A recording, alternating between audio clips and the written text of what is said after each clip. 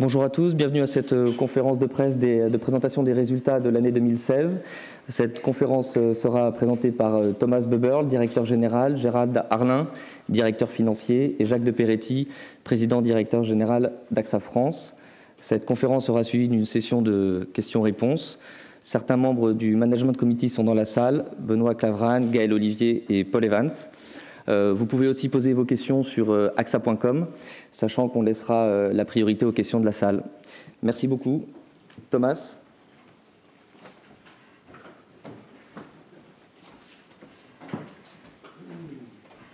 Merci Julien. Bonjour à tous. Je suis très heureux de vous accueillir ici aujourd'hui pour présenter les résultats 2016. 2016 pour nous, c'était une année avec beaucoup de changements. Comme vous le savez, Henri de Castries a décidé de quitter le groupe AXA. Denis Duverne était nommé chairman. Le groupe a nommé un nouveau directeur général et on a établi une nouvelle équipe de management d'AXA. Cette année 2016 a vraiment des résultats extrêmement solides.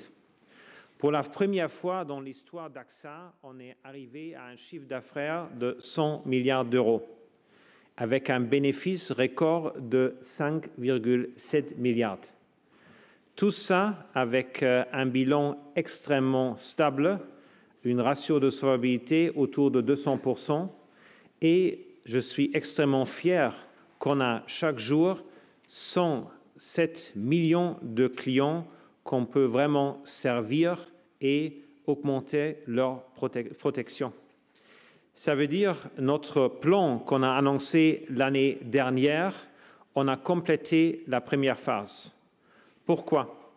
Si on regarde les grands chiffres, dans la dernière année, au mois de juin, on a lancé Ambition 2020 qui reste sur deux piliers, le pilier Focus et le pilier Transform. Focus s'adresse les exigences opérationnelles en termes de croissance sélective, en termes d'augmentation de nos marges, en termes d'amélioration de notre gestion de capital. Ça, c'est bon en route. La partie Transform adresse la question « Qu'est-ce qu'on doit faire de plus pour mieux servir nos clients demain ?» Et là, je vais vous aussi montrer des exemples où on a déjà bien progressé. Mais si je regarde les grands chiffres, notre résultat opérationnel par action a augmenté par 4%.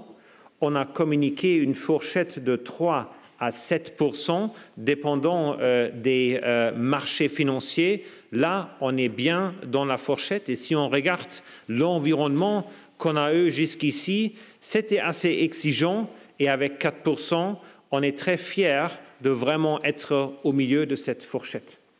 Deuxième chose, c'était la remonte des cash flows. Avec 6,2 milliards, on est aussi bien dans nos targets. Et avec un return on equity de 13,5%, la même chose exactement dans la fourchette qu'on a communiquée au sein de notre nouvelle ambition 2020. Tout ça reste sur un bilan extrêmement solide, un ratio de solvabilité autour de 200% dans des conditions difficiles de marché. En conclusion, on a expérimenté un bon départ de notre plan Ambition 2020 et nous sommes vraiment très fiers de vous montrer ces résultats et ça nous motive certainement de faire plus dans cette année et les années précédentes. C'est ce que j'aimerais vous montrer maintenant, c'est aussi comment on a progressé dans les domaines de focus. Je commence avec le domaine de santé. Un domaine qui est vraiment très lié à mon cœur parce que j'y crois beaucoup. On est aujourd'hui un grand acteur santé dans le monde avec 12 milliards de chiffre d'affaires et on a réussi à croître ce business de 4% à une profitabilité très agréable. Pourquoi est-ce qu'on pense que ce business est extrêmement stratégique pour nous? Aujourd'hui, nous sommes face à une grande inflation des coûts dans le système médical. Ça veut dire que les clients ont besoin d'une meilleure prévention des sinistres et des maladies. Ils ont besoin d'une optimisation de leur parcours de soins et certainement dans la partie la plus grave de santé, ça veut dire les maladies chroniques, on a aussi un problème, un défi des coûts, comment on peut augmenter l'expérience client et en même temps maîtriser mieux les coûts. Je vais vous donner un exemple là de UK où on est extrêmement actif et innovant en santé. Health Gateway, c'est un moyen très innovant pour aider les entreprises, pour augmenter la prévention dans les entreprises. Là, on voit que la demande est très élevée sur ces solutions. Si je progresse avec un deuxième marché qui est extrêmement stratégique pour nous, l'épargne. L'épargne est toujours en discussion, certainement dans un temps où les taux d'intérêt sont bas. Parce que c'est vrai, la nécessité d'épargner pour la retraite est plus augmentée qu'il y a 10 ans. Si on veut avoir une rente de 1 000 € par mois aujourd'hui, vis-à-vis il y a 10 ans, il faut avoir 2 fois le même montant. Ça se montre que les taux d'intérêt bas vraiment aident pas à augmenter les montants de retraite. Ça veut dire qu'il faut qu'on trouve des solutions attractives dans cet environnement des taux bas pour aider nos clients pour épargner plus. Là, je peux dire aussi qu'on a augmenté nos chiffres d'affaires dans ce business. On a continué à changer notre business mix vers la protection, vers la santé et vers les produits qui consomment moins de capital, parce que dans ces produits, il y a aussi un grand avantage pour le client, parce que la relation entre upside et garantie est meilleure que dans les produits traditionnels. Et en même temps, on réduit notre exposition vers les produits traditionnels à taux garanti. Une innovation qu'on a lancée en France, et j'espère que Jacques de Peretti va parler un peu plus là-dessus, c'est l'outil Discovery. C'est une innovation dans le processus de conseil qui rend une matière extrêmement difficile d'investir et de planifier pour la retraite, extrêmement simple et guidé pour le client. Moi-même, j'étais avec Jacques à Bordeaux l'autre jour et on a expérimenté ensemble cet nouveau outil et j'étais vraiment heureux que AXA a lancé ça en France pour 2500 agents. La troisième grande domaine de croissance, c'est l'assurance entreprise.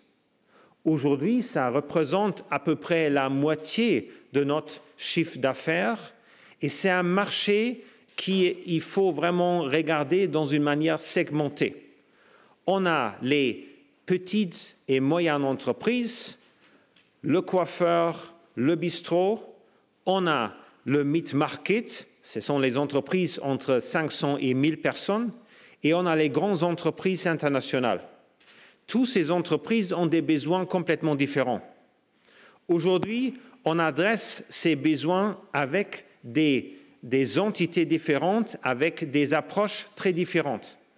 Pour le PME, la grande question est comment est-ce que je peux trouver mes assurances dans une façon extrêmement simple. Là, je vous avais mis un exemple de la Belgique qui s'appelle Minibis. C'est vraiment une innovation de mettre ce business, qui est de l'histoire extrêmement complexe, très très simple pour l'entreprise, avec un grand taux d'automatisation. Dans le mid-market et les grandes entreprises, le vrai besoin, c'est au sein de conseils. Qu'est-ce que nous, qu'on peut aider pour identifier les risques des grandes entreprises et pour leur aider de réduire leur exposition. Là, on voit qu'on a vraiment expérimenté une bonne croissance de 2% dans l'année dernière. Le quatrième pilier de notre stratégie, c'est l'Asie. AXA est aujourd'hui très grand en Asie. C'était fait par une stratégie intelligente des partenariats. On est présent dans tous les grands marchés et on a expérimenté une forte croissance de 16% en nouvelles affaires vie. Ces 16% sont importants de qualifier encore une fois parce que le même sujet des taux d'intérêt bas est aussi en Asie qu'en Europe. Ça veut dire les 16% dans un environnement des taux bas, c'est vraiment une belle croissance. Qu'est-ce qu'il faut faire là? On doit travailler avec nos partenaires de vraiment utiliser leur accès aux classes moyennes qui augmentent tout le temps. Ça, c'est notre focus et on travaille bien avec nos partenariats. Mais de même côté, il faut aussi penser à la classe moyenne de demain. Là, on voit qu'il y a des clients émergents qu'on adresse avec une approche encore une fois différente qui est liée aux assurances extrêmement simples et extrêmement ciblées à leurs besoins. Par exemple, si on a une femme qui a monté un business en Inde, elle n'a pas besoin d'une grande assurance vie. Elle veut s'assurer contre le fait que quand elle est à l'hôpital, elle perd de l'argent, il n'y a pas du pain à la table du soir. Qu'est-ce qu'elle peut faire pour vraiment assurer uniquement ça? Là, on a aussi développé des outils pour ça. Et la question, comment on peut adresser les structures de décision dans les familles asiatiques mieux, parce que les femmes, là, sont plus dominantes dans la décision de l'assurance. Là, je vous avais mis un exemple de la Thaïlande, où on a vraiment féminisé notre force de vente pour mieux adresser les besoins des femmes en Asie. Ça, c'est sur nos grands axes de stratégie de croissance. Le futur, pour nous, c'est vraiment dans la transformation de notre business. Transformer, ça veut dire adresser les besoins de clients mieux demain. La source de cette transformation, c'est vraiment l'innovation. Et c'est pourquoi on a créé dans les dernières années un écosystème d'innovation. Ces deux parties d'écosystème sont, d'un côté, les moyens d'investissement par AXA Strategic Venture et les moyens de développement pour des idées de business nouvelles. C'est Camet. Qu'est-ce qu'on a fait? On a déjà investi dans beaucoup des nouvelles entreprises. L'idée, ce n'est pas uniquement d'investir, mais aussi d'apprendre pour nous. Parce qu'on peut vraiment donner une valeur ajoutée à ces entreprises. Eux, ils ont beaucoup des idées, mais ils ont besoin de masser des clients. Et on peut mettre les deux bien ensemble. Dans la partie Camet, on a aussi lancé 3 nouvelles idées. Et ça se fait assez vite parce que les prototypes, les minimum viable products, ça va certainement plus vite que dans une assurance traditionnelle. Le deuxième pilier de cet écosystème, ce sont les partenariats. On a fait des partenariats, particulièrement en étranger, dans les pays émergents, avec des partenaires innovants. En Inde, on travaille beaucoup avec Airtel, notre joint venture partner, ou par exemple, en Nigeria, on travaille avec Jumia. Mais on n'a pas uniquement travaillé sur les partenariats et l'écosystème, parce que la vraie source de transformation, c'est à l'interne. Si on n'arrive pas à aider nos collègues pour se transformer, pour s'améliorer chaque jour vis-à-vis les clients et en service de clients, on ne va pas réussir. C'est pourquoi on a établi des moyens différents dans l'entreprise pour vraiment aider l'entreprise à innover. Un clair signe, c'était d'élargir le cercle de direction à 40 partenaires, les partenaires les plus puissants de l'entreprise, pour définir ensemble quelle est la stratégie et pour travailler ensemble sur l'exécution.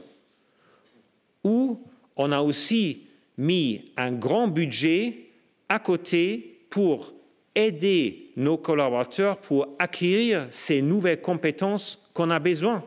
Parce qu'aujourd'hui, quelqu'un qui travaille dans un call center doit demain travailler sur Facebook Messenger. C'est le même type de travail, mais avec des outils complètement différents. Pour aider nos collègues à y arriver, il faut investir. Et la partie diversité, la question comment on peut vraiment développer plus de femmes dans l'entreprise, pour nous, ça c'est extrêmement important et on s'est mis un target clair de 33% jusqu'à 2020 pour vraiment avoir plus de femmes dans des positions managériales. En tant qu'acteur social, on a aussi agi sur le front investissement. On a commencé en 2015 avec notre décision de nous retirer du secteur de charbon. En 2016, on a pris une autre décision de désengagement de l'industrie de tabac. On trouve que c'est extrêmement important que AXA se positionne et agit comme acteur social parce que notre tâche est une tâche extrêmement sociale. Nous sommes au cœur de la société. On veut aider les gens, on veut protéger les gens et il faut vraiment attaquer ça de tous les côtés. Parce que, à la fin, notre but est clair. On veut aider nos clients pour qu'ils puissent vivre une meilleure vie. Merci et je passe la parole maintenant à Gérald Arlin.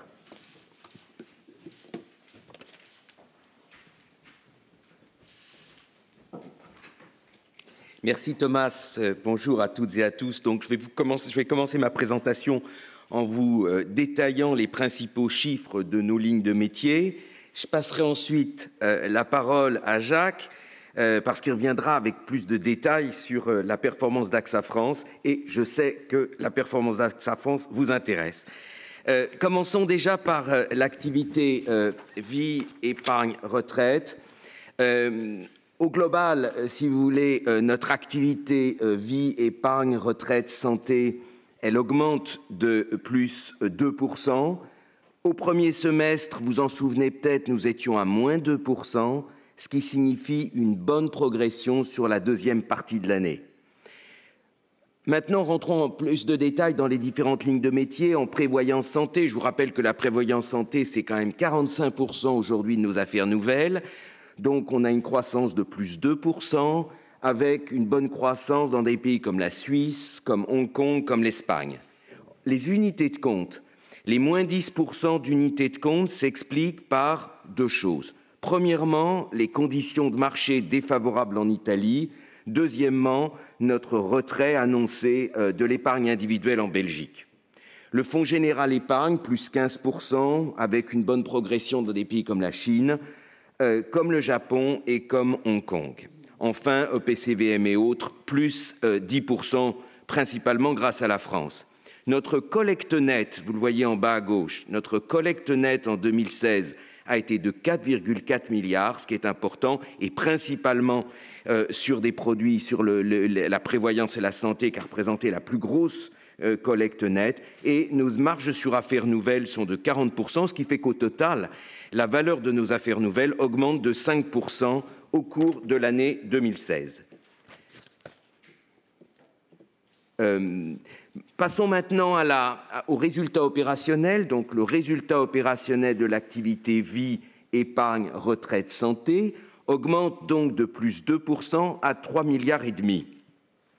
À gauche, vous avez la répartition du résultat opérationnel par activité. Et vous pouvez noter que la prévoyance et santé représente 55% du résultat opérationnel et les unités de compte, 23% de notre résultat opérationnel. Et tout ça, si vous voulez, c'est bien en ligne avec notre plan Ambition 2020 qui consiste à nous focaliser sur les lignes les plus rentables, comme l'a dit Thomas tout à l'heure, et également sur les lignes les plus rentables et les moins consommatrices de capital. Le rendement des actifs a été en moyenne en 2016 de 3,3%. Maintenant, passons à l'activité dommage. Donc, l'activité dommage au total, elle croît de 3% à 35,6 milliards d'euros. Et commençons par les marchés matures, plus 2%. Et dans ces marchés matures, on peut dire qu'on a bénéficié d'augmentations tarifaires et également d'une croissance des volumes. Sur les marchés émergents, plus 7%. On a un très bon dynamisme au Mexique, on a des augmentations tarifaires en Turquie qui sont liées à notre politique d'assainissement du portefeuille dont on vous avait déjà parlé. Enfin, en direct, plus 7%, avec une très bonne croissance dans plusieurs pays, la Pologne, la France, le Royaume-Uni et le Japon. Au total, les assurances de particuliers sont en croissance au cours de l'année 2016 par rapport à 2015 de 4%, et les assurances des entreprises à plus 2%. Je vais vous proposer de regarder maintenant le ratio combiné et le résultat opérationnel. Donc, le ratio combiné, il augmente de 96,2 à 96,5%. Cette légère hausse s'explique par deux choses. Premièrement, une croissance des frais d'acquisition pour acquérir des nouvelles lignes commerciales. Deuxièmement, une moindre reprise de réserve sur exercice antérieur. Au total, le résultat opérationnel de l'activité dommage augmente de 2% et notre rendement des actifs est de 3,4%. Je vous propose maintenant de nous intéresser à la troisième ligne de business qui est la gestion d'actifs. Donc, et en commençant par les actifs sous gestion. Actifs moyens sous gestion d'AXA IM, moins 3%, expliqué par le retrait des actifs de Friends Life. Je vous rappelle que Friends Life, après avoir fusionné avec Aviva, a repris sa gestion d'actifs. On s'y attendait, donc ça explique cette baisse des actifs moyens sous gestion. Sur AB, plus 1% de croissance des actifs moyens sous gestion. Au total, donc moins 1%, et si nous n'avions pas eu le retrait des actifs de Friends Life, nous aurions eu une croissance de nos actifs de plus 2%. Regardons maintenant le résultat opérationnel de la gestion d'actifs, avec une collecte nette au total qui fait 45 milliards, donc une collecte importante, significative. AXA IM a représenté 56 milliards et dont 38 milliards sur les joint ventures en Asie. AB, comme on vous l'avait déjà dit, on l'avait déjà annoncé au 30 septembre, à une décollecte de 12 due à la perte de 2 mandats institutionnels. Le résultat opérationnel maintenant, il est en baisse de 8% et deux choses expliquent cette baisse. Déjà, AXA IM, eh bien, c'est moins 1% et c'est dû à la perte des contrats. On est négatif à cause de la perte des contrats Friends Life. On aurait été en territoire positif en croissance du résultat opérationnel si on n'avait pas eu cette sortie d'actifs. Quant à AB, elle est à moins 16%. C'est dû à un élément exceptionnel, un élément fiscal, c'est-à-dire une charge exceptionnelle d'impôt de 50 millions d'euros. Si j'exclus cette charge exceptionnelle de 50 millions d'euros, qui n'est donc pas récurrente, eh bien, nous aurions été à plus 6% de croissance d'AB. Maintenant, je vais céder la parole à Jacques, qui va nous parler de la performance d'AXA France.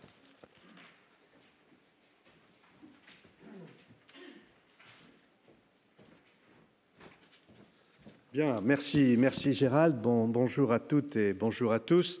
J'ai le privilège aujourd'hui de vous présenter pour la première fois les résultats d'AXA France et c'est pour moi un grand bonheur.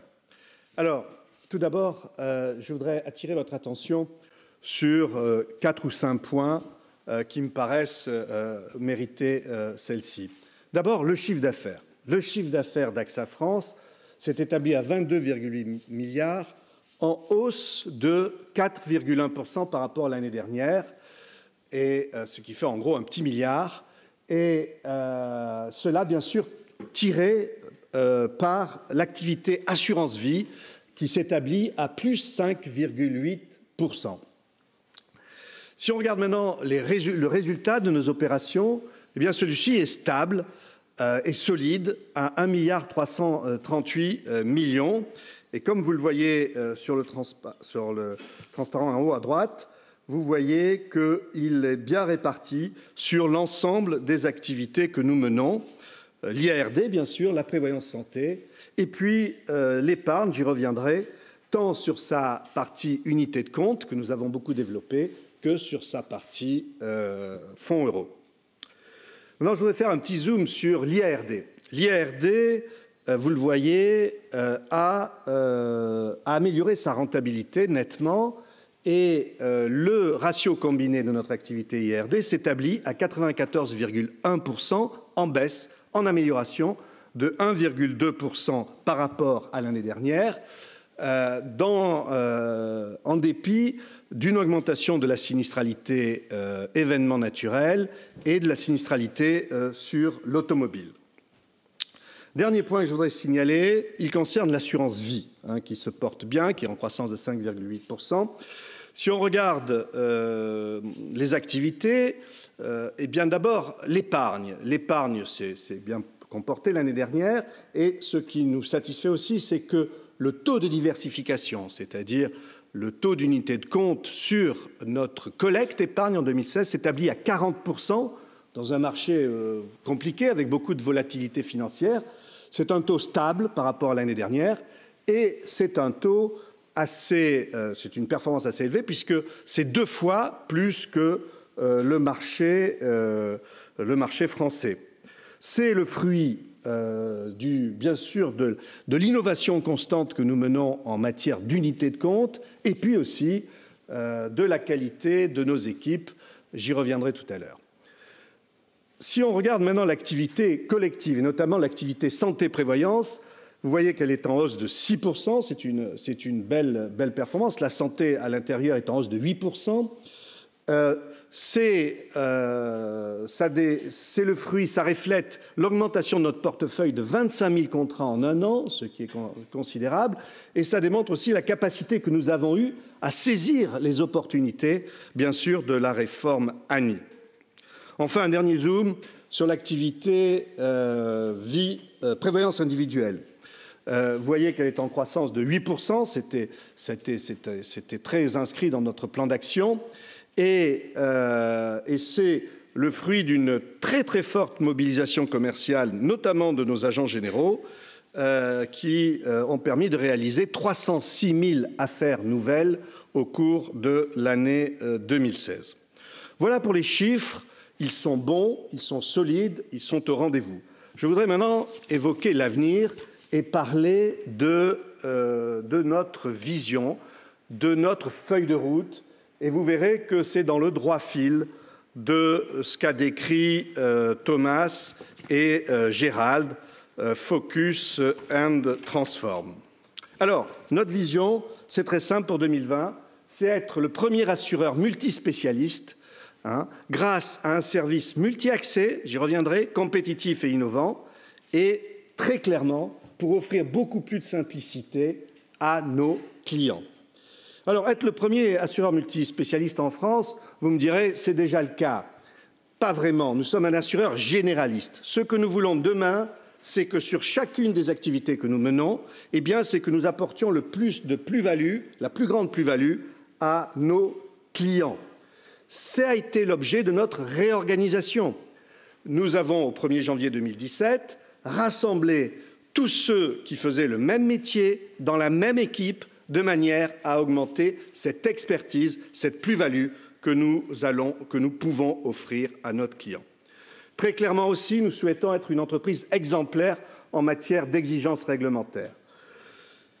Pour nous, c'est à la fois bien sûr une exigence, mais c'est aussi une opportunité. C'est une opportunité pour mieux servir, pour mieux défendre les intérêts de nos clients. Thomas a abordé tout à l'heure l'application Discovery que nous avons mis à la disposition de nos réseaux. Cette application apporte très clairement le conseil qu'il faut pour mieux déterminer le profil de notre client et ses besoins et ainsi être droit dans ses bottes en matière de devoir de conseil. La mobilisation aussi, ce que nous attendons, c'est la mobilisation de tous dans la prévention. La prévention est le cœur de notre métier. AXA Prévention, vous le savez, est très actif. Je n'y reviendrai pas. Et enfin, je voudrais parler de la responsabilité sociale d'entreprise. Vous savez qu'à la fin de l'année 2015, nous avions travaillé à la labellisation d'environ 40 offres assurance citoyenne. C'est-à-dire que nous considérions que ces offres, avec des cabinets externes, que ces offres apportaient des bénéfices individuels ou collectifs à la société. Au cours de l'année 2016, je suis heureux de constater que plus de 60% des affaires nouvelles que nous avons réalisées sont à l'intérieur de ces offres citoyennes. On a parlé, Thomas a déjà parlé des femmes, a déjà parlé aussi de ce que nous souhaitons faire. Je n'y reviendrai pas. Je voudrais juste parler de la micro-assurance où nous sommes, vous le savez, depuis quelques années, un des acteurs majeurs sur ce sujet, en partenariat avec l'association ADI. Je voudrais revenir maintenant à parcourir le service. Qu'est-ce que nous souhaitons faire? Service multi-accès, c'est très clair. C'est offrir à notre client le libre choix de son interaction avec AXA, que ce soit en agence, que ce soit à travers les réseaux sociaux ou à travers le téléphone, que ce soit à travers Internet et une application. C'est une ambition très forte. Nous avons commencé, nous sommes dans le chemin. Par exemple, aujourd'hui, nous avons mis en place un parcours hybride pour nos clients qui permet à ce client de débuter sa souscription, par exemple, sur le net et, s'il souhaite, de la finir en agence. Ça représente aujourd'hui 10% déjà de nos affaires nouvelles auto. Accompagner nos clients sur les nouveaux territoires de protection, c'est notre métier. Nous sommes beaucoup développés au cours de l'année 2016 à l'international pour accompagner nos clients, notamment en assurance collective. Je voudrais juste citer le cyberrisque. Le cyberrisque est un sujet qui est en train de naître. Nous ne sommes pas restés immobiles. Nous avons déjà lancé 2 types d'offres. Pour les particuliers, nous avons une offre qui s'appelle la protection familiale intégrale, qui permet de protéger le particulier en matière d'usurpation d'identité, en matière d'atteinte à sa réputation, en matière de fraude sur le e-commerce. Cette assurance, nous l'avons déjà diffusée à plus de 100 000 de nos clients au cours de l'année dernière.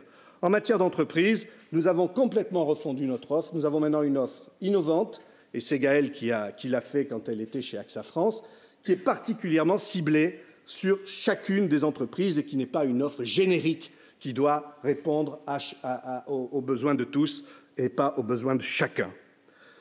En matière de services innovants à forte valeur ajoutée, c'est cette stratégie, comment mieux servir notre client, comment sortir de notre rôle de payeur pour un nouveau rôle. Nous avons aussi commencé ce voyage. Vous savez que nous avons, en 2015, développé la téléconsultation. Au 31 décembre 2016, 3 millions de nos clients avaient accès à la téléconsultation médicale à distance. Et ça fonctionne. Et nous allons le raffiner. Et nous avons, au cours du mois dernier, par exemple, établi un pilote sur Paris pour livrer les médicaments à domicile. Et nous sommes en train de mettre en place, avec AXA Assistance, la capacité d'avoir à la fois un vidéo chat avec le client, avec le médecin, mais aussi un vidéo chat, justement, une vidéo, ce que nous n'avons pas encore aujourd'hui. En matière aussi de service aux clients, en matière de plus-value, nous avons aussi souhaité, et c'est notre rôle, d'apporter un service à nos clients pour se prémunir des conséquences des événements naturels. Et en la matière, qu'est-ce que nous avons fait? Au cours de l'année 2016, nous avons été capables d'adresser 1 500 000 alertes géolocalisées qui permettent à chaque client de prendre en fonction de la nature de l'événement, eh bien, la mesure de prévention est bien appropriée. Dernier point, c'est la simplicité. Nous souhaitons offrir une entreprise simple pour nos clients, dans laquelle il est bon de vivre, avec laquelle il est bon de vivre, avec laquelle il est bon d'interagir. Et cela touche l'ensemble, bien sûr, du parcours client, que ce soit à la souscription. Et en la matière, par exemple, en 2016, nous avons diffusé largement la e-signature, ce qui facilite beaucoup, vous savez, les échanges de papier, la paperasserie, etc. C'est utilisé par un tiers de nos réseaux aujourd'hui. Nous avons, en matière ensuite de gestion dans la vie quotidienne, nous avons lancé en décembre la nouvelle interface Mon AXA, qui est beaucoup plus performante que l'ancienne et qui permet de faire beaucoup de choses au moment où vous le voulez, avec la capacité d'avoir un chat. Vous pouvez obtenir des attestations, bien sûr. Ça a été fait plus de 150 000 fois l'année dernière. Vous pouvez payer votre prime, vous pouvez faire des e-reversements et tout cela dans un environnement qui est à la fois sécurisé et très convivial. Simplicité en cas de sinistre. En cas de sinistre, c'est là, bien sûr, que nous sommes le plus attendus. Clairement, il faut que nous rassurions notre client, mais aussi il faut que nous facilitions sa déclaration et sa vie. Et en la matière, nous avons maintenant largement diffusé la e-déclaration, c'est-à-dire la capacité de déclarer en ligne, la capacité de suivre l'avancement du règlement de son sinistre en ligne. Et nous avons aussi, et ça je l'ai visité il y a quelques jours, nous avons maintenant la capacité d'offrir à nos clients une expertise en ligne via son smartphone, ce qui facilite, eh bien, vous devinez, la résolution de ces sinistres. Voilà, vous voyez qu'on a une ambition très claire, une feuille de route, de mieux servir notre client, de rendre notre entreprise à la fois plus simple pour lui et plus proche.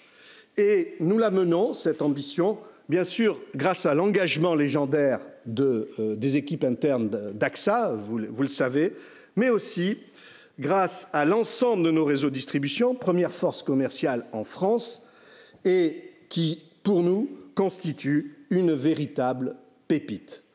Merci de votre attention. Et maintenant, je repasse la parole à Gérald pour la suite de la présentation financière. Merci Jacques pour cette présentation de la feuille de route d'AXA France. Donc je vais repasser à la synthèse des résultats, je vais vous présenter la synthèse des résultats et en même temps les indicateurs de solidité financière de notre groupe. Donc le résultat opérationnel du groupe de l'année 2016, il augmente de 3% à 5,7 milliards. Et à gauche, vous voyez quelle est la répartition du résultat opérationnel par activité entre nos différentes lignes d'activité. Et vous pouvez noter que le dommage représente 39% du résultat opérationnel, 39% des 5,7 milliards, que la prévoyance et la santé représentent 27%. Et là, si vous voulez, on est sur ces deux lignes de métier, dommages et prévoyance et santé, représentent les 2/3 à peu près du résultat opérationnel. Et il faut bien garder en tête que ce sont justement les lignes qui sont les moins sensibles au marché financier. Là aussi, c'est une illustration du Focus and Transform, notre focalisation sur les lignes de métier, comme le disait Thomas tout à l'heure, qui sont les plus rentables et les moins sensibles au marché financier, donc les moins consommatrices de capitaux. La croissance du résultat opérationnel par action est de 4%, en ligne donc avec le résultat opérationnel du groupe. Je vous propose de passer au résultat courant maintenant. Et donc le résultat courant augmente de 3%. Il reflète la hausse du résultat opérationnel. Et donc je vous rappelle que le résultat courant, c'est l'indicateur sur lequel est fondée notre politique de distribution du dividende. Le résultat net, lui, est en hausse de 2% en ligne avec le résultat courant. Je vous propose maintenant de regarder les indicateurs de solidité financière. Alors, à commencer déjà par les capitaux propres. Nos capitaux propres augmentent de 2,1 milliards d'euros Et cette hausse, elle reflète principalement, comme c'est écrit, la contribution du résultat net diminuée du dividende qui a été payé au cours de l'année 2016. Le ratio solvabilité 2, il est à 197%, tout à fait bien positionné dans l'intervalle, dans la fourchette qu'on s'était fixée, c'est-à-dire 170% à 230%. Quant à la notation financière, je vous signale que fin octobre, notre note de solidité financière chez Standard & Poor's a été relevée à AA-. Maintenant, regardons les actifs du Fonds général. Alors, ces actifs représentent au total, les actifs investis hors produit en unité de compte représentent 583 milliards d'euros. La répartition reste stable, principalement investie en obligations d'entreprise et en obligations d'État. Pourquoi? Parce que, je vous rappelle, nous sommes principalement investis en produits de taux, puisque ça correspond à notre gestion actif-passif, un bon équilibre entre nos actifs et nos passifs. Le rendement moyen de réinvestissement de l'année 2016 a été de 1,8%. Le dividende, donc, grâce à notre bonne performance opérationnelle et à la solidité de notre bilan, nous allons donc proposer à la prochaine Assemblée générale un dividende de 1,16 € en croissance de plus 5%. Ça se traduit par un taux de distribution, et c'est ce que vous avez à droite, un taux de distribution du résultat courant de 48%, qui est en hausse, puisque l'année dernière, nous étions à 47%. Et je vous rappelle que la politique de distribution est entre 45 et 55% du résultat courant. Je laisse désormais la parole à Thomas, qui va conclure cette présentation. Merci.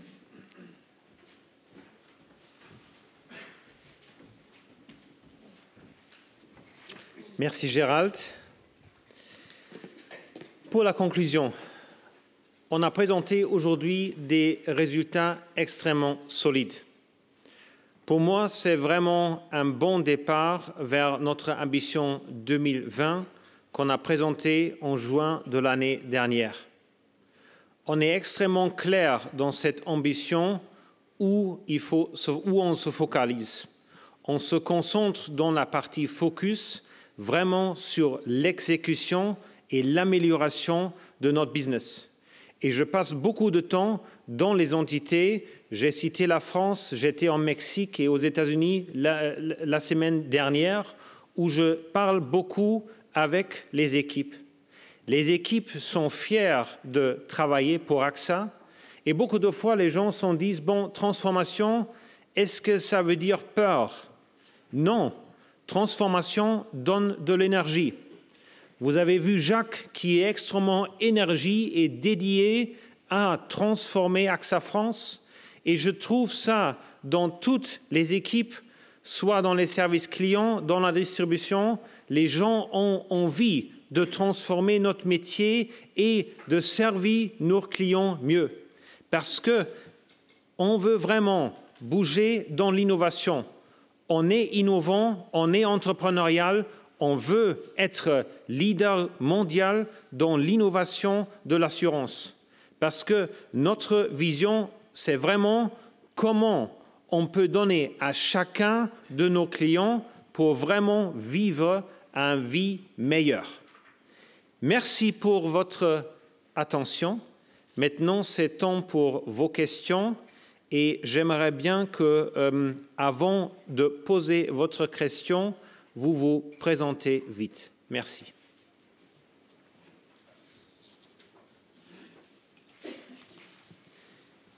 Qui veut commencer? Ah.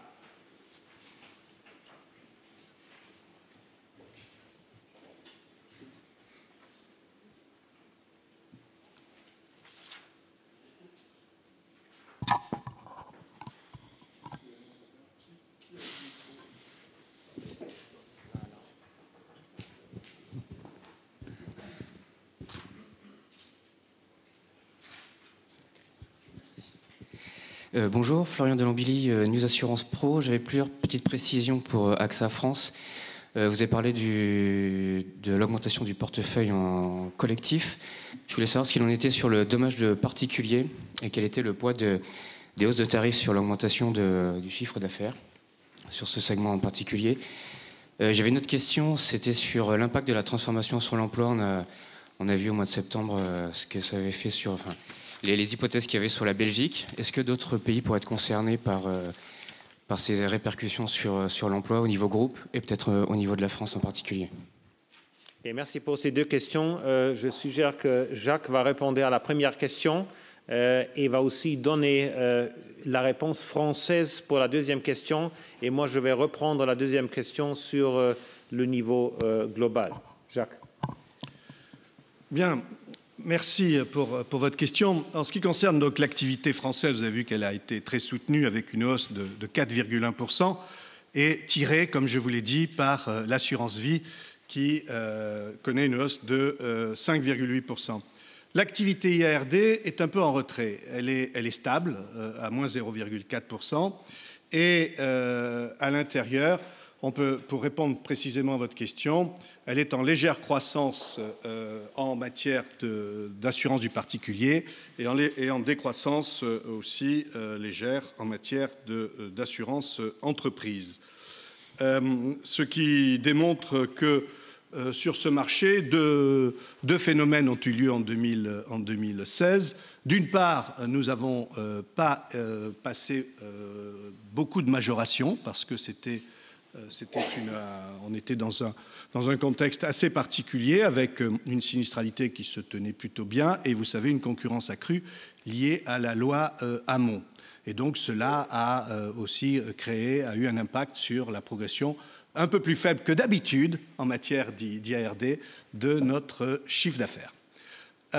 En ce qui concerne maintenant l'activité sociale, on va dire, vous avez vu que nous avons toujours chez AXA France un attachement pour le dialogue social qui a été illustré d'ailleurs par la signature une nouvelle fois d'un accord sur les salaires et nous poursuivons ce travail avec nos partenaires sociaux.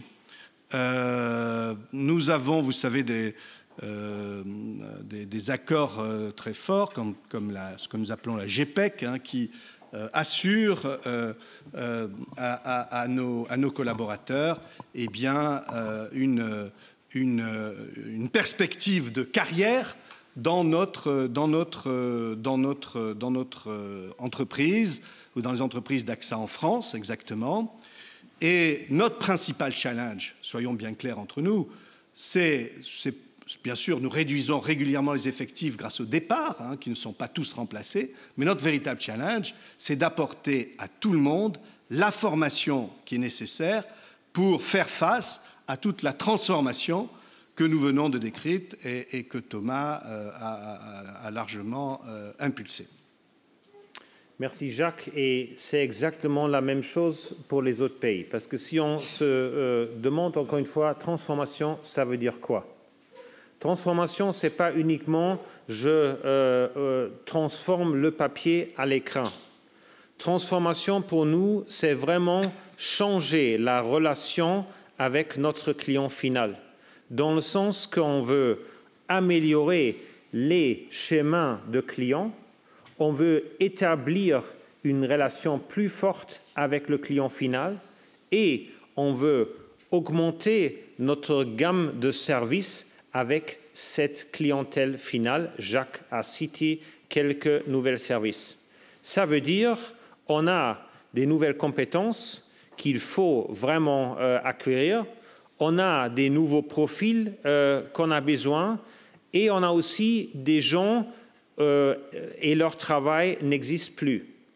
On s'est dit toujours que notre histoire est fondée sur un dialogue social extrêmement fort.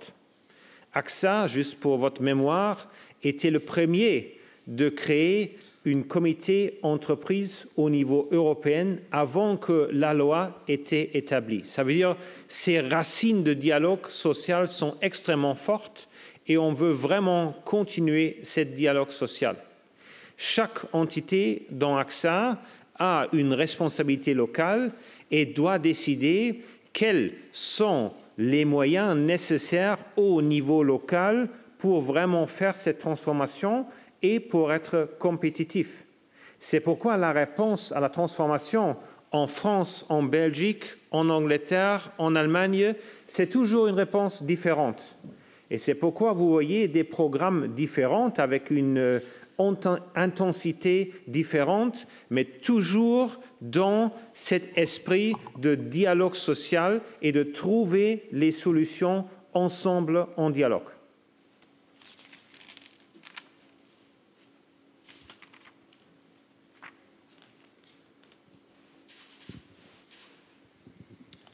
Bonjour, Monsieur Moussanet, journal italien sur les 24 heures. Inévitablement, les deux questions d'habitude sur l'Italie. La première, Generali, si vous pouvez confirmer solennellement, officiellement, que vous n'avez pas un intérêt pour la société italienne. Et l'autre, Montepaschi, bien sûr, qu'est-ce que vous pensez du plan de sauvetage et qu'est-ce que ça change pour vos stratégies par rapport à Montepaschi? Merci. Merci pour ces deux questions. Une question est nouvelle sur Generali, parce que normalement, la deuxième est quelle est notre part d'action chez BMPS, mais ce n'est pas changé. C'est pourquoi, Gérald, tu réponds à ces deux questions. Oui, je crois que sur la première question, en ce qui concerne Generali, si vous voulez, on a été clair sur le fait qu'une telle fusion n'apporterait rien au groupe et que ce n'est pas à l'ordre du jour. Donc là, il n'y a rien de changé. En ce qui concerne MPS, bon, je pense que MPS, vous avez vu que ça c'est une augmentation de capital a été annoncée, une augmentation de capital assez massive, 8,6 milliards d'euros. Donc il fallait la faire et je pense que c'est ça qui va permettre de débloquer et à MPS de reprendre son activité. Bon, en ce qui nous concerne, si vous voulez, même si les conditions ne sont pas connues aujourd'hui de cette augmentation de capital, eh bien, ça aura pour effet, effectivement, de reprendre une activité. Nous, on a un contrat, on a un partenariat avec MPS. Notre partenariat, il se porte bien et on est tout prêt à poursuivre ce partenariat et on soutient, bien entendu, le management au même titre qu'on soutient cette opération de capital. Voilà. Merci Gérald. J'aimerais juste ajouter à la question de Generali, parce que cette question arrive beaucoup de fois et c'est aussi une question de notre stratégie M&A en général. AXA, dans l'histoire, a fait beaucoup de grandes acquisitions. Le but, c'était toujours comment on peut avoir la taille critique mondiale. Aujourd'hui, nous sommes à ce niveau et pour notre stratégie d'acquisition, ça exclut les petites acquisitions et les vraiment grandes acquisitions. Notre focus aujourd'hui, c'est comment on peut se renforcer dans les lignes ciblées, la santé, le commercial lines en P&C, l'Asie. Et c'est là où on cherche nos opportunités pour le futur.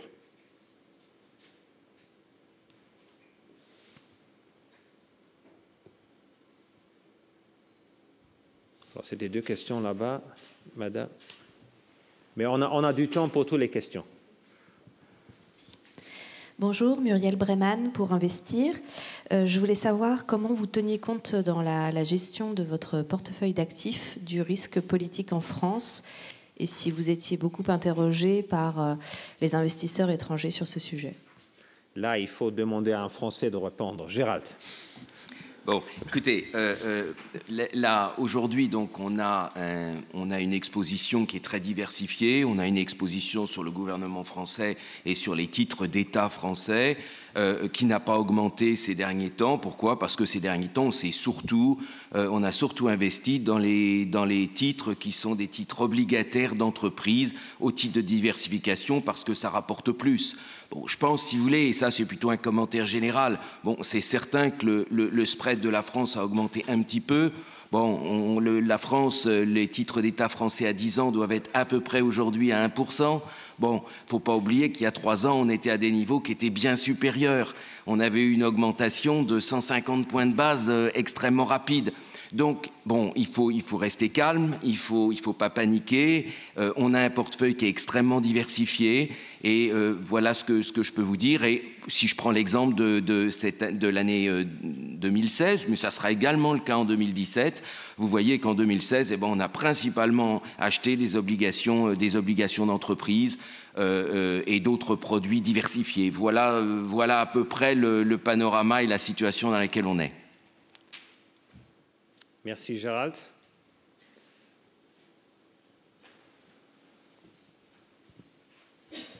Bonjour, Laurent Thévenal, les Échos. Est-ce que vous pouvez nous donner des premiers éléments chiffrés sur l'avancement de votre plan d'économie, s'il vous plaît? Gérald, je laisse sa question oui, à toi. Écoutez, vous vous souvenez que quand on a présenté notre plan le 21 juin dernier, eh bien, on avait indiqué que notre objectif était 2,1 milliards d'économies. Et cette année, on a fait en 2016 0,3 milliards. Donc, on est en ligne et on confirme notre plan de 2,1 milliards. Là, il faut ajouter, encore une fois, lié à la question avant, qu'on est principalement actif en Europe. En Europe, le sujet de dialogue social est très important et ça veut dire, au début, on a besoin d'investissement dans la négociation et discussion dans ce dialogue social qu'on veut bien faire. Ça veut dire cette courbe des réductions des coûts jusqu'à 2020 n'est pas linéaire. C'était une question là.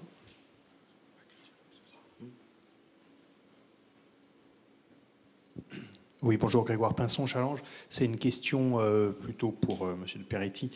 C'était sur la slide 22, les résultats d'AXA France.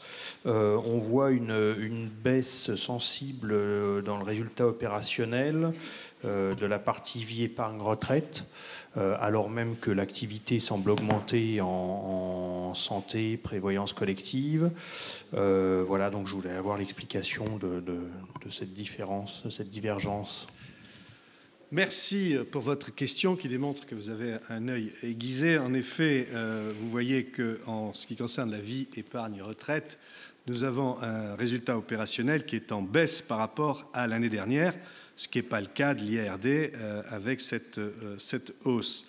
À quoi cela est dû? Sûrement pas au volume des affaires que nous avons réalisé en 2016, qui est en forte hausse, sûrement pas sur la qualité de ces affaires, dont la NBV margin est en hausse aussi, mais simplement en 2015, nous avions réalisé un boni exceptionnel dans l'activité assurance emprunteur, et ce boni ne s'est pas renouvelé en 2016. C'est la seule explication.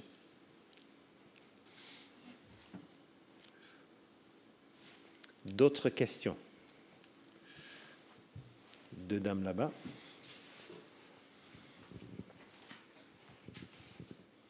Bonjour, Maya Nikolaeva, Reuters. Deux questions, s'il vous plaît. La première, on peut continuer le sujet de M&A. Il y a aussi cette tendance en Europe, la consolidation au niveau des activités asset management. Pour vous, est-ce que vous comptez participer? Est-ce que vous cherchez un partenariat peut-être en Europe? Et la deuxième question, par rapport à votre stratégie d'innovation, vous avez fait quelques partenariats stratégiques l'année dernière. Vous travaillez sur quelque chose d'autre cette année-là, au niveau pour la santé, ou bien avec le secteur automobile peut-être aussi. Merci. Alors, je commence avec votre deuxième question. C'est vrai que les partenariats sont extrêmement importants parce que dans le passé, quand on a inventé quelque chose de nouveau, on est toujours démarré tout seul. Aujourd'hui, la vitesse a augmenté et c'est pourquoi c'est essentiel de faire un partenariat. Et il faut aussi se demander la question, qui sont ces partenaires? Beaucoup de fois, on voit qu'on trouve des partenariats avec des startups. Moi, je pense que c'est important et vous avez vu qu'on a commencé aussi à faire des partenariats avec des startups. L'exemple cité en Nigeria avec Jumia, c'est dans cette catégorie. On va continuer de faire ça, mais je pense que la vraie opportunité va être de faire des partenariats avec des grandes entreprises. Parce que, et je reviens à la question de M&A, qui sont nos concurrents de demain? C'est peut-être plus les assureurs en Europe. Ce sont des acteurs dans d'autres secteurs qui entrent dans l'assurance. Si vous êtes un producteur des devices médicaux, la prochaine étape de rendre plus proche à la clientèle et de travailler plus avec les données et d'offrir une assurance maladie. Ça veut dire là, on se rend compte et la logique de partenariat pour nous, c'est comment on peut faire mieux avec d'eux, mais aussi comment on peut tourner nos concurrents potentiels de demain dans des partenaires d'aujourd'hui. Et c'est clair, dans les axes ciblés, là, comme on a fait en Asie, comme on a fait en Afrique, nous sommes en train de travailler avec des partenariats pour vraiment développer notre transformation. Sur le secteur des actifs, aujourd'hui, AXA a 2 entreprises dans la gestion des actifs. AllianceBernstein qui se focalise beaucoup sur les US et AXA IM qui est beaucoup focalisé sur l'Europe. Tous les 2 entreprises sont en train de se transformer aussi parce qu'ils ont été exposés à des métiers qui ont des pressions sur les revenus, certainement les stratégies actives en equity ou fixed income, et ils ont fait un bon chemin pour grandir des satellites dans les domaines alternatifs pour compenser pour cette réduction des frais. Si je prends AXA IM, aujourd'hui, on est leader dans la partie immobilier, on est leader dans la partie short-term duration high yield et on veut vraiment développer ces activités au sein des 2 asset managers.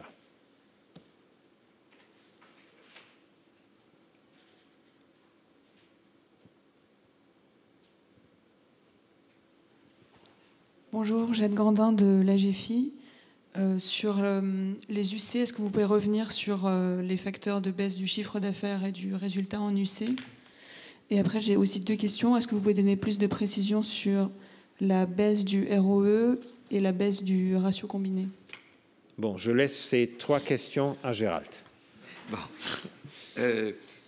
D'abord, les unités de compte. Hein, donc, je vais commencer déjà par l'aspect top line, c'est-à-dire l'activité.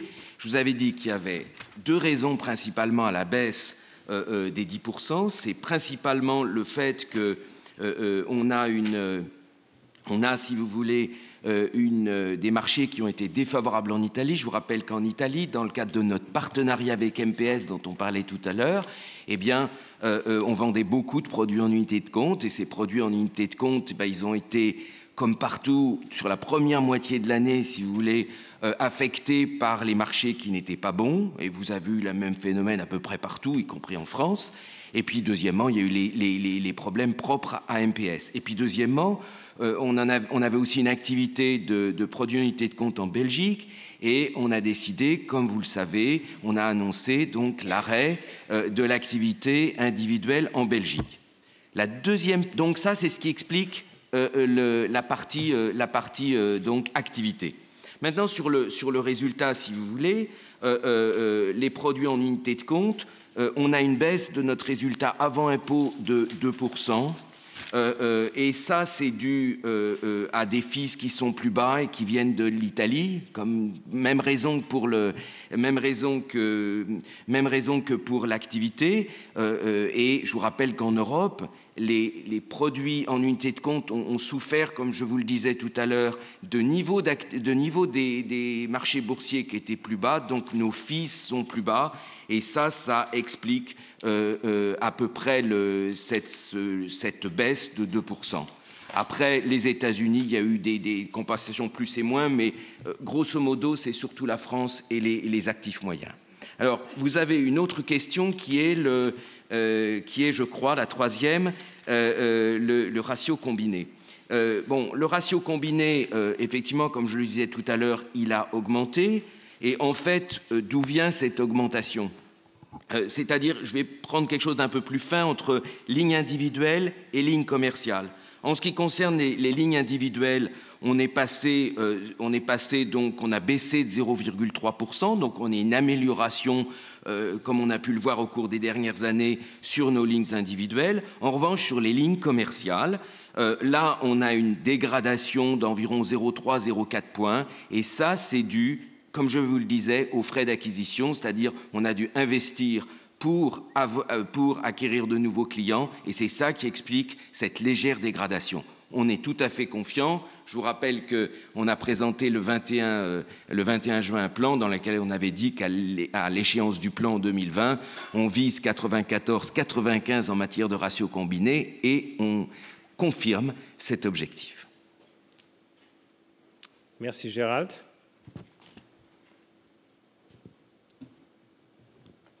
Bonjour, Lionel Garnier, Le Revenu. J'ai 3 questions, s'il vous plaît. J'ai bien compris que sur la gestion d'actifs, vous avez des poches d'excellence que vous voulez renforcer. Vous avez cité l'immobilier.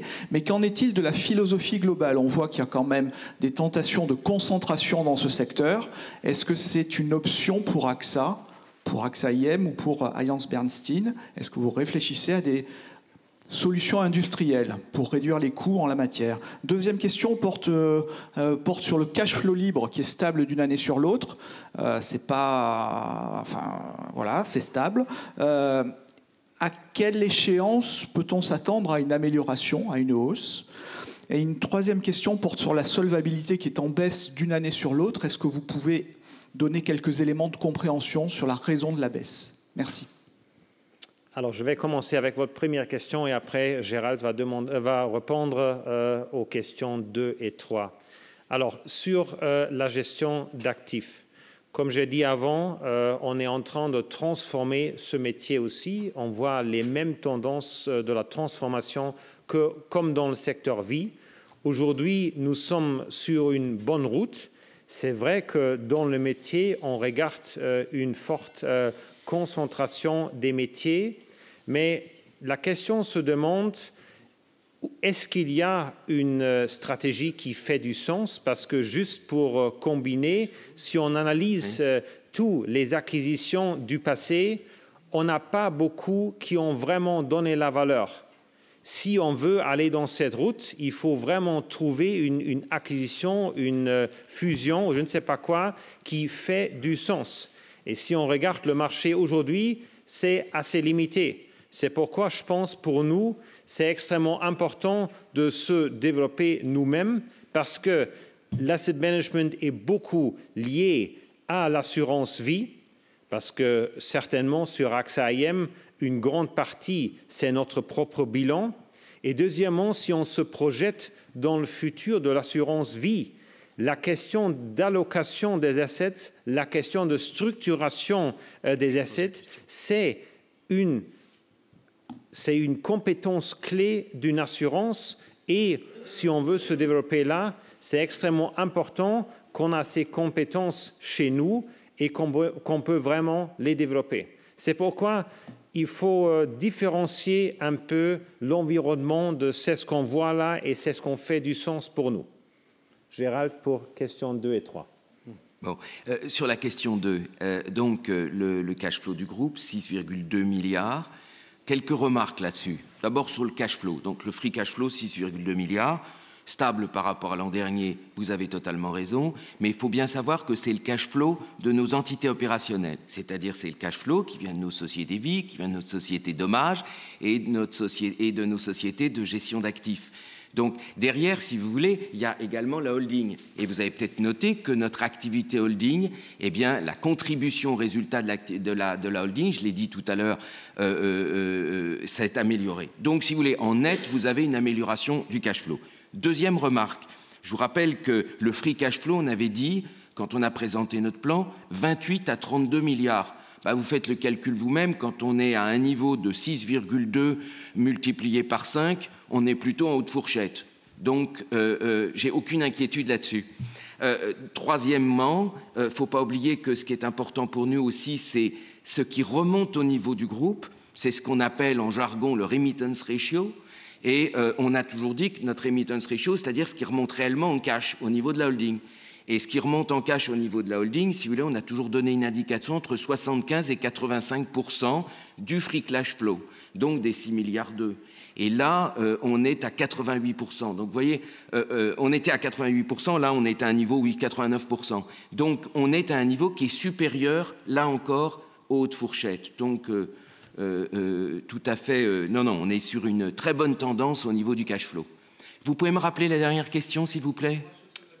Oui, ratio de solvabilité. Eh bien, écoutez, on a eu un ratio de solvabilité qui a été... on a eu quand même... Vous savez que le ratio de solvabilité, d'abord, je l'ai dit tout à l'heure, à 197%, on est bien en milieu de fourchette, entre 170 et 230. Deuxièmement, pourquoi ça a baissé par rapport à l'an dernier? Ben, principalement parce que les taux ont baissé en Europe, quoi. Et on est sensible au taux d'intérêt en Europe, et c'est principalement ça l'explication. Mais, si vous voulez, on a une solvabilité qui reste très solide et qui est parmi les plus solides parmi nos concurrents. Merci. D'autres questions? Voilà. Bonjour, Noémie Bisserve du Wall Street Journal, Dow Jones. Alors, une autre question. Marine Le Pen est en tête des sondages aujourd'hui. Elle propose une sortie de l'Europe et une sortie de l'euro. Est-ce que ça vous inquiète? Est-ce que c'est un scénario pour lequel vous vous préparez éventuellement? Alors c'est vrai que, et Gérald l'a expliqué juste avant avec la question des spreads, que l'incertitude sur la situation politique française avant les élections a augmenté. On est bien conscient qu'il y a un scénario d'un Frexit. Personnellement, je pense que la probabilité n'est pas élevée parce que dans toute la volatilité qu'on voit en Europe et dans le monde, c'est une grande chance pour l'Europe de se focaliser sur quel est l'avenir de l'Europe. Et là, le couple franco-allemand, pour moi, c'est vraiment la chance pour la renforcer. Alors, le Frexit, c'est une probabilité. C'est clair qu'on doit le regarder, mais si on regarde notre métier est de gérer les risques et la volatilité. Et un Frexit potentiel, ce n'est pas la première surprise ou pas la première crise qu'on a eue pendant beaucoup des années d'AXA. Nous sommes habitués à ça et nous sommes des gestionnaires des risques. Je pense qu'il y a une autre question là-bas. J'avais une question qui était très proche de celle de ma consoeur, mais justement, est-ce que vous avez mis en place de hedging particulier à l'approche des élections françaises au vu de cette incertitude qui est donc plus élevée? Et puis j'avais une deuxième question sur votre budget d'acquisition. Donc ça reste 1 milliard par an. Je crois qu'en 2016, vous avez fait moins. Ça veut dire que vous pourrez accélérer sur 2017-2018? Gérald?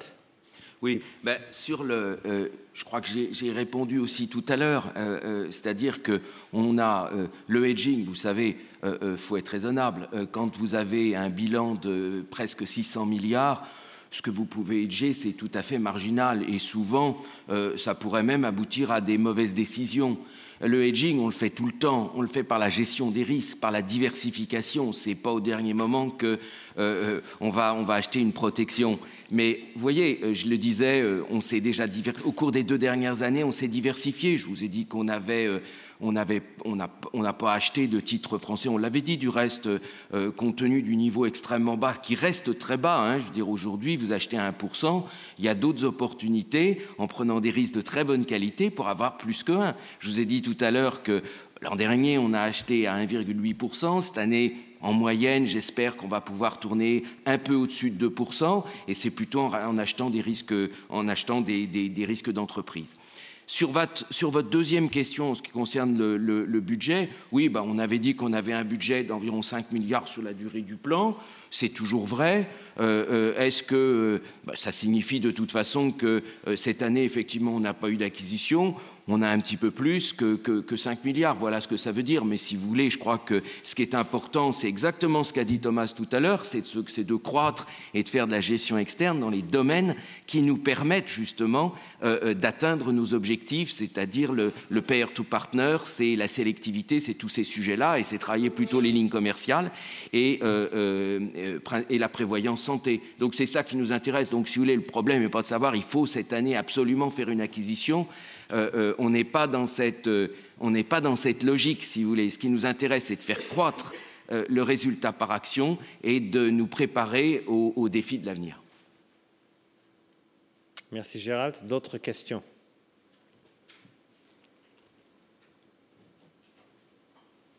Ah, voilà.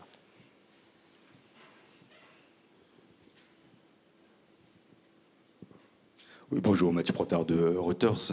J'ai deux questions. L'une qui concerne le parcours boursier de votre titre. Le titre a fini à moins 4% l'année dernière, en dépit des annonces du plan stratégique. Là, il est encore à près de moins 6%. Bon, il y a des considérations propres au secteur de l'assurance, mais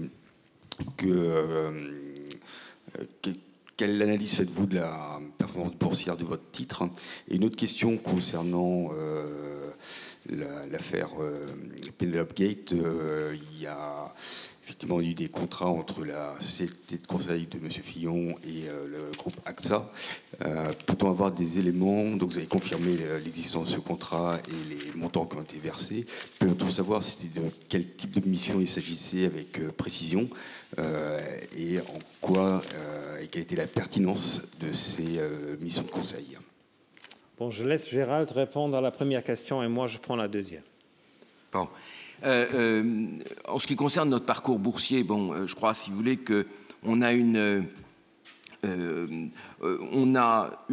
légère baisse par rapport aux autres. Et je vais prendre un exemple. Depuis le début de l'année, c'est un fait que vous avez AXA qui doit être à peu près à moins 4, moins 5%, à peu près.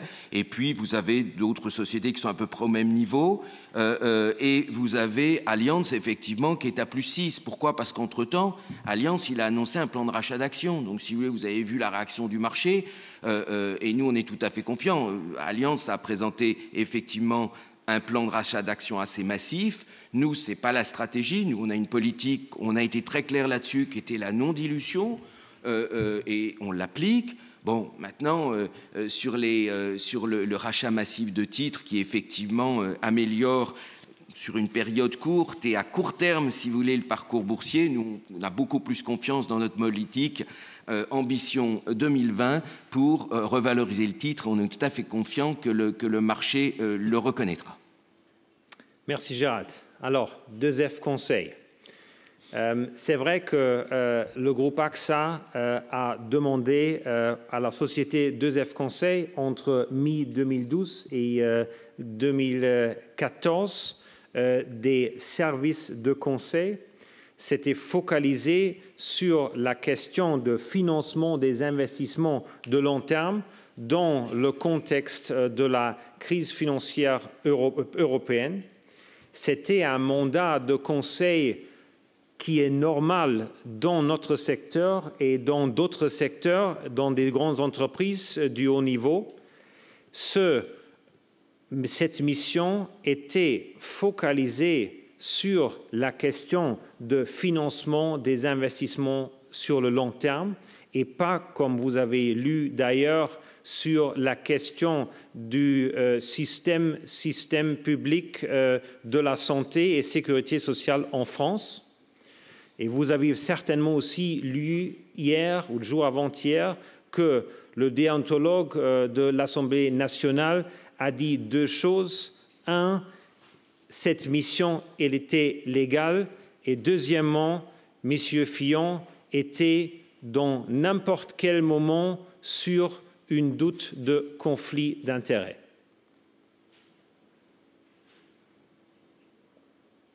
D'autres questions?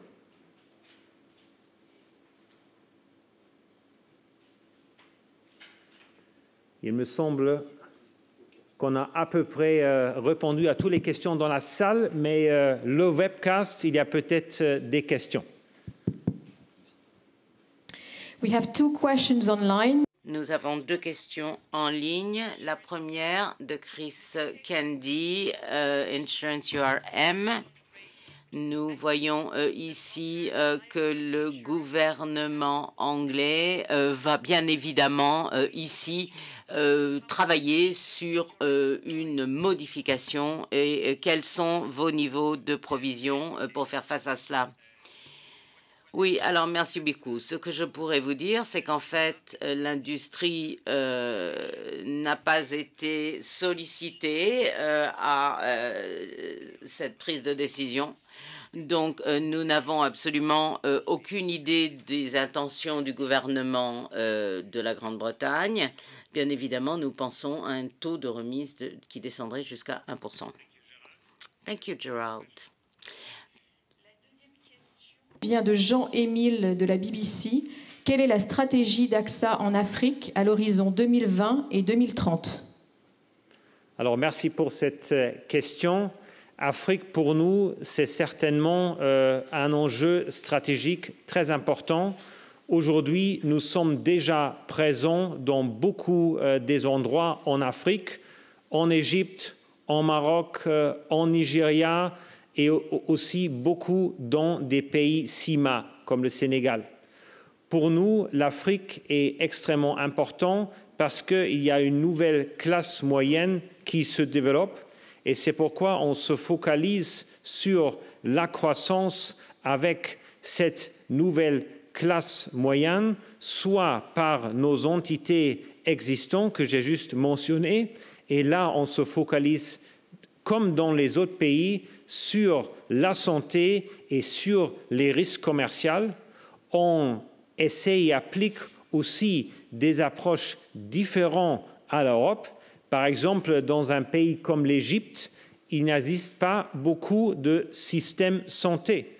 Là, l'assureur peut aider à établir ce système et on a déjà commencé à travailler sur la télémédecine aussi, comme Jacques a fait en France. La deuxième partie, c'est vraiment les partnerships. Je vous avais mentionné le partnership avec Jumia en Nigeria.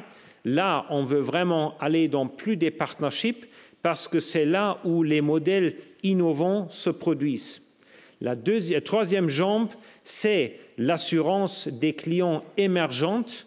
On voit que les solutions digitales, le mobile est extrêmement important en Afrique et avec notre participation majeure dans l'entreprise MicroInsure, on essaye vraiment de servir ce marché des assurances émergentes en partenariat avec beaucoup de fois des banques ou des opérateurs de téléphone, comme l'exemple que j'ai mentionné avec Airtel, c'était en Inde, mais c'est le même modèle pour vraiment aider cette nouvelle base de clients.